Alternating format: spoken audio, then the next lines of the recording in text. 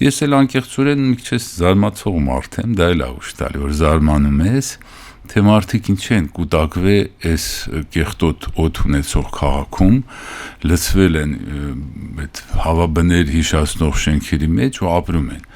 Երբ որ վաճառելով իրենց բնակարանը, դրանք կարան շատ կարճ ժամանակում ապահովեն շատ ու շատ մեր գյուղերում ավելի լավ կենցաղ, ու ասենք թե գան քաղաք, երբ որ Օֆելիա Կամովոսյանը հրավիրի, գան քաղաք, կամ ասենք լավ ներկայացում լինի, որոշեն ընկերներին տեսնեն։ Այդ հարցի պատասխանը գտել եք, պարոն Սաղաթելյան, ինչու են մարդիկ, ինչու ենք կուտակվել քաղաքում։ Գիտեք, ինձ դա չի հետաքրքրում, անկեղծ ասած։ Ես ունեմ իմ խնդիրները կյանքում, ես ուղղակի զարմանում եմ, դե զարմանքս հաղորդում եմ ձեզ։ Ընդհանրապես կարծում եմ, որ մարդկանց պիտի ոչ խորհուրդ տա, ոչ բան բացատրի, որտեվ մյուս շատ լավ ընկեր ունեմ, Անդրեյ Տարկովսկին, ասում էր, փորձը չի փոխանցվում։ Ես չեմ կարող իմ վերապրումները փոխանցեմ ձեզ։ Ոչ ոք չի կարող դա անել։ Հիմա ես ինչի եմ ուրախանում արևագալի ժամանակ, ես ոնց փոխանցեմ ձեզ։ Եկեք մի օր տեսեք ուրախանաք, թե կտխրեք, որ արևը գալիս է։ Ամեն օր արևագալը դիմավորում եք այգում։ Ոչ միշտ, բայց հիմնականում հա, արևը սպանում, քնում եմ նաև, որը քաղաքում չի հաջողվում, գնում ես քո մահճակալը, երբ որ արևը մայր է մտնում։ Իդեպ ասեմ ձեզ, որ մյուս ուժն էլ մեր լեզուն է, մեր բառերի կոդերը, օրինակ մահճակալ բառը,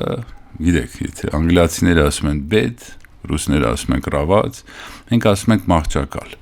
որ մի ուրիշ իմ լավ ընկերոջ մոտ, Եզնիկ Կողբացու մոտ ես հանդիպեցի, որ ինքը խորհուրդ էր տալի վանականներին, ամեն քնելուց վերապրել ու դա իրանց կյանքի վերջին օրն է, որ իրանք մահանում են։ Ու պատահաբար չի հենց այդ բառը մենք կոչում ենք մահճակալ, այսինքն եթե դու վերապրում ես ամեն օրդ, որպես քո վերջին օր կյանքում, դա ամեն ինչ ընկնում է տեղը։ Դու ապրում ես լավագույն ու քեզ տրվում է այնքան էներգիա ուժ, ինչքան որ պետք է այդ օրվա համար։ Ու մեր լեզուն ընդհանրապես այս հանրային ռադիոն սիրում եմ, որտեվ ճամփ որ գնում եմ Երևանից Աղավնաձոր, հաճախ լսում եմ մի հաղորդում, անունը չեմ հիշում, բայց որ բառերն է բացատրում մեր ու ամեն շաբաթ չկա, ամիս չկա, ես որ հայերեն սկսել եմ գրել կարդալ 19 տարեկանում, դե ռուսական դպրոց եմ ավարտել, տենց է ստացվել, բանակում սկսեցի հայերեն գրել կարդալ, հիմի ամեն օր ապշում եմ ու զարմանում եմ մեր լեզվի խորության վրա, օրինակ մի քանի բառ ասեմ ձեզ, գիտեք, օրինակ այս մարմնի այս մասը անգլիացիների մոտ կոչվում է arm, որը նշանակում է զենք, ռուսների մոտ սա կոչվում է ռուկա, դրա համար իրանք ուզում են աշխարհով ռուկավադից անեն, անգլոսաքսոն ժողովուրդները ուզում են աշխարհը իշխեն զենքով, հայերի մոտ սա կոչվում է թև, որտեվ երբ որ մեր սիրած մարդկանց գրկում ենք, մենք թևերով ենք գրկում, մենք մի քիչ թևավոր ժողովուրդ ենք, բայց շատ տենց օրինակներ կարամ բերեմ, դրա մասին մի հատ նոր գիրք եմ գրում, իդեպ մի 6 հատ գիրք ունեմ գրած, մեծամասամբ Աղավնաձորում եմ ապրում։ Քանի տարի եք արդեն։ Մոտ 10 տարի, ինչ տեղափոխվեցի Ամերիկայի Միացյալ Նահանգներից,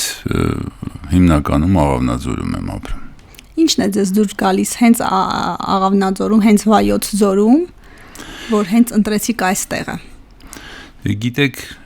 պարզ բանա խնդիր է, եթե դու սիրում ես ավելի գեղեցկական, գյուղական կյանք, որտեղ ավելի մաքուր է ամեն ինչ, հանգիստ է, որտեղ կա շատ աշխատանք, շփում արևի հետ, լուսնի հետ, նորմալ մարդկանց հետ, դա դժվար է գալ քաղաք, դառնում գնալով, թե օդն է մաքուր չէ ստեղ, թե մեկ Ջենիֆեր Լոպեսն է գալի, բայց ասեմ, որ ձեր բախտը չի վերել, որտեվ ինքն էլ մի 2-3 տարի հետո կարար ձեր հաղորդման մասնակիցը լիներ, այդ իրան հարցնեիք, թե ոնց է ինքը պահպանել տենց հրաշալի մարմին, ձայն, շարժումներ, բայց ինչ որ այ է, ես այստեղ եմ այսօր ու մի քիչ վիրավորական է, որ ինձ կանչել եք ստեղ, որտեվ սովորաբար 60-ից անցը որն է, Մարդն է, առաջինը ես 60 տարեկան չեմ, զբոսաշրջիկներին սիրում եմ ասել, որ 560 տարեկան եմ։ Այդ ինչ հաշվարկով։ Դե երբ որ զբոսաշրջիկները ձերպես սկսում են ժպտալ, ես ասում եմ Աստվածաշունչ նայեցեք, Նոյը ապրել է 950 տարի։ Ինձ կարող եք չհավատալ, բնականաբար, բայց Աստվածաշունչին պետք է վստահեք։ Այսինքն դա ժամանակի ընկալման տարբեր մոտեցում է, որտեղ ժամանակը այն չի, որ ձեր ժամացույցների վրա է պտտվում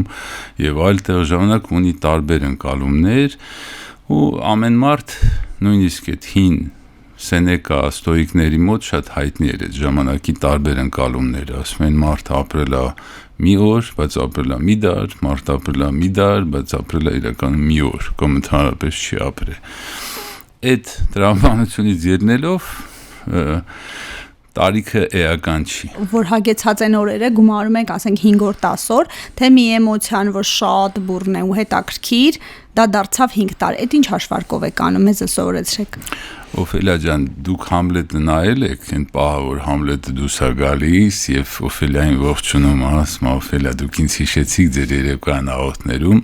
հետո պատահում են տարբեր իրադարձություններ։ Օրինակ մարդ կա այդ Շեքսպիրի հայտնի գործը նայել է եւ իր վերապրումն է ունեցել, ինքը 2 րոպե է տևել իր մոտ այդ ամեն ինչ, ինքը անգամ կլանված է եղել, նենց է վերապրել։ Մարդ կա չի նայ ընդհանրապես, մարդ կա համար հոգնել է։ Մի խոսքով դա ձեր ընկալումն է աշխարհի, իսկ պարզվում է, որ ձեր ընկալումը շատ կարևոր է։ Որտեվ դե ես չեմ ուզում, ես տարբեր փորձեր եմ արել ժամանակի մեջ ու իրոք հասկանում եմ, որ ժամանակը հարաբերական է, որի հետ հիմա գիտնականներն էլ համաձայնվում են։ Ես էլ դեմ չեմ լինի, որ ժամանակը հարաբերական լինի։ Այո, այդ իմաստով ես մոտ 500 տարի պիտի ապրեմ,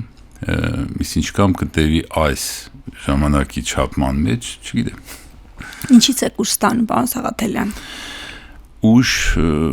դե օրինակ այն ինչ որ քաղաքում դժվար է, այդ օրինակներից առավոտյան հայերի մոտ ամենակարևոր ժամը դա արևագալի ժամն էր։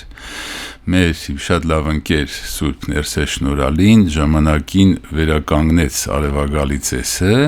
դա կարևորագույն ժամն էր հայերի մոտ, երբ որ սպասել էին արեգակին, լույսի։ Այդ ժամը կոչվում է այգ։ Երբ որ դու այգում ես դիմավորում արևը, դա մեծ ուժ է տալիս։ Մյուս ուժը տալիս է մայր հողը, որտեղ քրտինք ես թափում, աշխատում ես, մարդկանց ժպիտներն են տալի, որը քաղաքում սակավ է։ Այսինքն քայլում ես, մարդիկ նայում են որպես թշնամու, ել չեմ ասում, եթե քշում ես մեքենա, մի քիչ դանդաղ ես քշում կամ մի քիչ արագ, դու խնդիրների առաջ ես։ Գյուղում փառք Աստծո դա պահպանվել է,